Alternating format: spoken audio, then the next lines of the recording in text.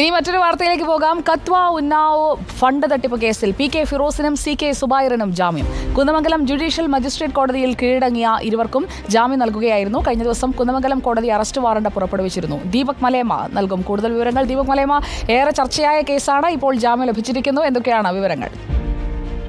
സുജയ, ഈ 2018 ഏപ്രിൽ 20 അന്ന് കേരളത്തിലെ വിവിധ ഇടങ്ങളിൽ നിന്നും വിദേശത്തു നിന്നും അടക്കം തുക ശേഖരിച്ചുകൊണ്ട് കത്വ ഉന്നാവോ പീഡനക്കേസുമായി ബന്ധപ്പെട്ടുകൊണ്ട് ഇരയായവർക്ക് സഹായം ചെയ്യുന്നതിന് വേണ്ടി തുക ശേഖരിച്ചിരുന്നു. ആ സമയത്ത് 15 ലക്ഷം രൂപ വകമാറ്റി ചെലവഴിച്ചു എന്ന് കാണിച്ചുകൊണ്ടാണ് PK ഫിറോസിനും ഒപ്പം തന്നെ CK സുബൈറിനുമെതിരെ പരാതി വന്നത്. മുൻ യൂത്ത് ലീഗ് പ്രവർത്തകൻ കൂടിയായിട്ടുള്ള യൂസഫ് ഫർദിലമാണ് അത്തരത്തിൽ പരാതി നൽകിയത്. ആ പരാതിയുടെ അടിസ്ഥാനത്തിൽ പോലീസ് കേസ് അന്വേഷിച്ച് അത് അന്ന് തള്ളി.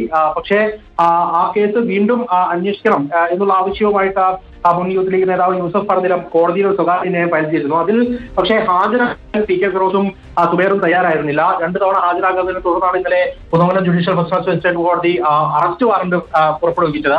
അതിന് പിന്നാലെയാണ് ഇന്ന് ഇരുവരും കോടതിയിലെത്തി കീഴടങ്ങിയത്. അതിനുശേഷം ഇരുവർക്കും കോടതി ജാമ്യം അനുവദിക്കുകയും ചെയ്തിട്ടുണ്ട്. വിവരങ്ങൾ നൽകിയത് ദീപക് മലയമ്മയാണ്.